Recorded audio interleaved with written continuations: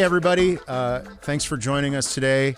We have another very special guest who agreed to join me on the podcast today. And so this is Amanda, and she is currently a senior, right? This is it.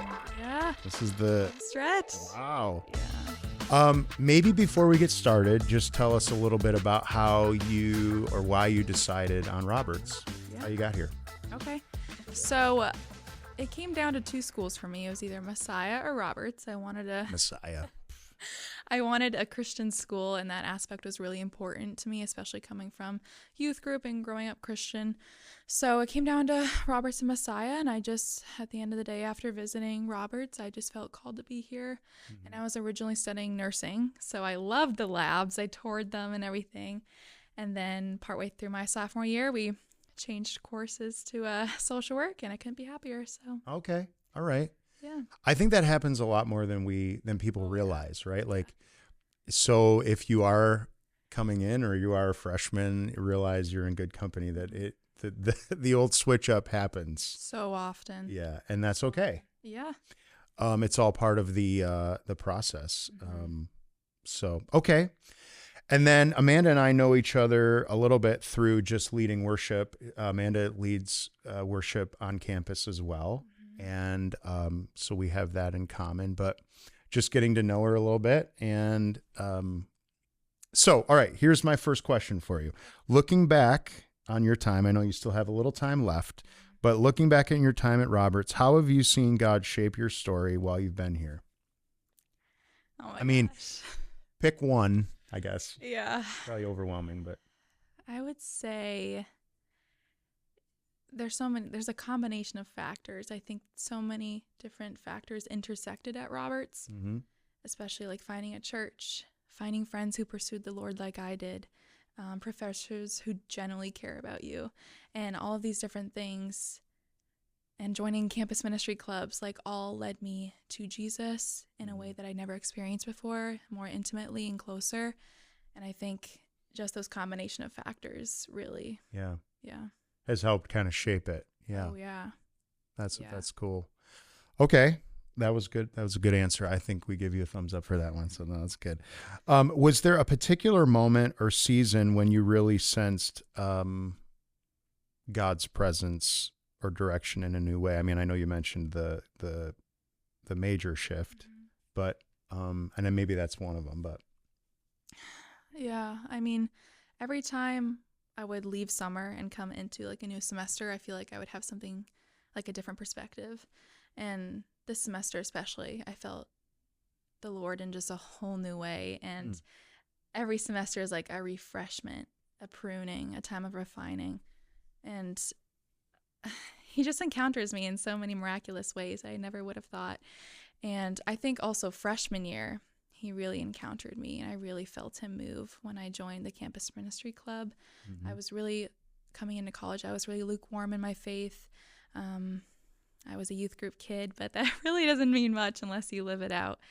And when I met Bree and Joshua Roseland, they mm-hmm. just welcomed me into Campus 180, and my faith grew from there. So I would say he really placed me in groups of people who just encouraged me and loved on me and showed me the love of Jesus. Yeah. I think that's a big component. The things that I'm learning, I guess, even so I have 4 kids, and I'm trying to a few things that I'm trying to instill with them in right now is the power of community. Yes. Like, Dad, why are we so concerned about, in this case, church? It's like, well, if you don't have that community around you that will lift you up, but also will see things in you that you don't see in yourself, right? So it is like, it's not a one-way transaction in the sense of like, well, I need something from the community. The community gives back to you in a way that says, in this case, Campus 180 kind of starts to help you see things in yourself that maybe you didn't realize, right? Maybe, I don't know, was that experience, how was that experience for you? I mean, I had definitely resonate with that, because I think Campus 180 especially when I was first starting out, did a really good job of holding you accountable. Mm-hmm. And I know Joshua Roseland has said some things to me that are like so deeply convicting, like don't make Jesus a chapel credit. Yeah. That stuff as a freshman, Yeah. you know, it Could really you say that sticks louder? with Yeah. you. Yeah. Yeah. Exactly. Yeah. Yeah, I think also calling you higher in general. Community does that so well, and the community I have right now, especially, is really good about that and keeping me on track because I want to be holy in front of the Lord, and having people who call you higher in love and His love is truly, I think, the most important part of community. Yeah, I agree. I agree with you there. I might not agree with you on all things, but that I agree with you. And I'm going to miss that about Roberts when I leave. It's like I'm going to have to really search that and find that Yeah. wherever I go next. So, Right. And that's hard. yeah. But it will happen. It will. It will happen. It will. Yeah. I know that. We were just talking about that with some other stories, is like the process of having a safe place for 4 years. A little bubble. Yeah. And then all of a sudden, you got to start doing other, adulting other ways. Yep. I mean, not that you're not an adult already, but you got to start thinking about other things, and the Lord will lead and direct that. But yeah, that's hard. It's a tough thing. It is hard. It's gonna be really weird. Step out in faith, though. Yeah. Gotta do Well, it. it is the discipline that will keep you, hopefully, right? Yeah. So, okay. What are some challenges that you feel like during your time here that God used to teach and grow you in, maybe in some unexpected ways? What were some challenges other than writing papers? Oh my gosh, I'm so over that. Yeah. I'm so burnt out from writing. Yeah. I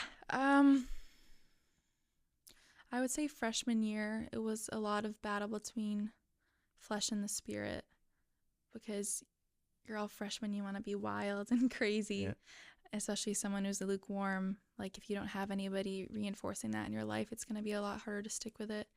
And I think freshman year, before I started taking my faith really seriously, there was a lot of battles between like just letting the flesh lead, and even just in general, like the friendships on campus, that's truly a whole thing in itself, because there are so many people on campus you can connect with, but there's only so many people who you are really going to have quality friendships with. And that is something like every college student goes through. And I especially had to learn that. And I finally found my core and my core friendships, and it's quality over quantity. And I was literally going to ask, are you a quality or a quantity person? Quality, so quality all the way. Yeah. I don't know very many people that would say quantity, but Yeah. they're out there. They are. That's cool. All right. Yeah. So maybe talk about, was there a specific class or a group of classes or professors or professor that stands out to you that kind of helped shape you, in a way that, bring you where you're at today? I would definitely say Professor Hagstrom. She's not related to me in any way. I was just going to ask. People say that. They ask me that all the time. No, she's not related to me. I kind of feel like she is. I feel like she's my aunt or something. But I had her for sociology, I think, like sophomore year. And that was even before I switched to social work, or I may have just switched to social work, and she's a social work professor. Okay, And she has just been a professor that has repeatedly just brought in faith into the courses, which actually is amazing. And sophomore year, like hearing her open class with prayer requests and hearing other students share what they normally don't share, right. When professors actually call it out and are receptive to students' responses. And I love when professors incorporate prayer into like courses and stuff. But she has just been amazing, and especially in my social work classes that it's like only 4 of us in my class. Like we just are so intimate with each other and what we share. And having courses with her, she just really, really digs into our lives, and she just shepherds us in a way that is really profound. And she is so evidently walking in step with the Lord that it really just trickles into the students. Okay. Yeah. That's cool. That's awesome. Yeah. Here's one that might stump you. What's your favorite food in Garlock? Over the years, maybe it's evolved. Maybe you started off as like loaded baked potato bar, Oh, that's it and General Tso's. from day one. Oh, General fried Tso's. chicken bowl. Those are my You got top 3. Those are my top 3. Okay. Pierogies, honestly. There's Is that 4? yeah, there might be. Okay, so that's pierogies. It's only because I've tested them all out. So Sure. senior year, I'm like, I know it's Yeah, good. yeah. Yeah. You can point the freshman in the right direction then. Yeah. Yeah, that's cool. Okay, so loaded potato bar, pierogies, General Tso's, Fried chicken bowl. and then the fried chicken bowl. All right. Okay. Mm-hmm. Okay. So as you look to the future, Yeah. big question, right? Like, what would be like your dream or what you think you want to do when you get out? And we're not talking about prison. We're just talking about university, but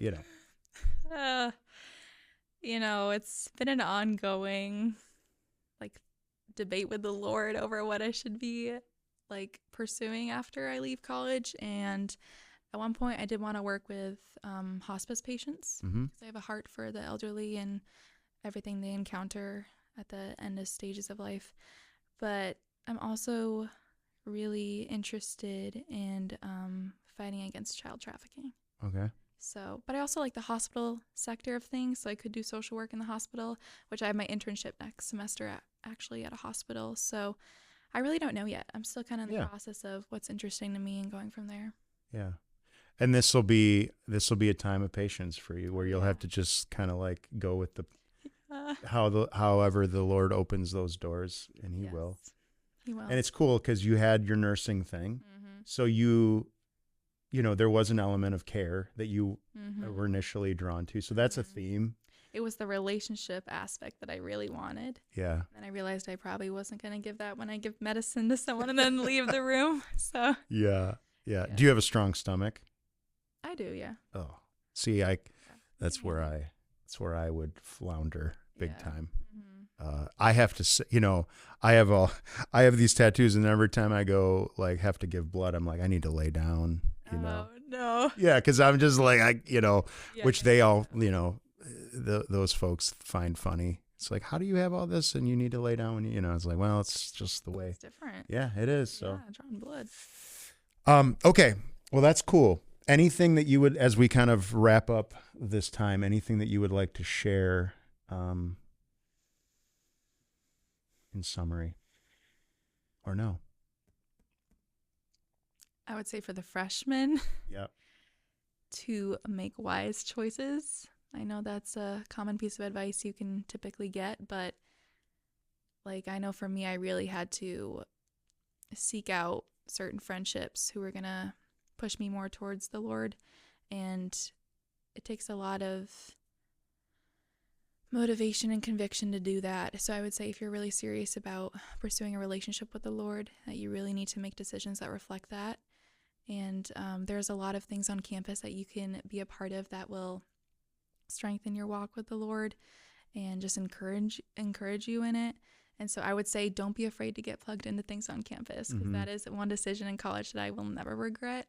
And I'm just really thankful for all the ways the Lord has shown up, and I'm really sad to be leaving Roberts. So I hope you enjoy it and just soak it up, and make sure to choose your friends wisely, and just be patient with yourself, because you're going to be learning a lot in the next few years. Yeah. Well, I would like to say thank you for all that you've done on campus, to further the spiritual life of, others. And I know we just met, but, I know that in some ways we've been co-laboring in that way, right? So I appreciate that about you and what I've heard about you from other people. Some mostly negative things, but no, I'm just joking. No, but good things, and so we'll be praying for you and thinking about you as you go through this. But you still have another semester left, and so you got finish well, and I never know how to end these things, so I just say thank you. Yeah, well, thank you. Thank you.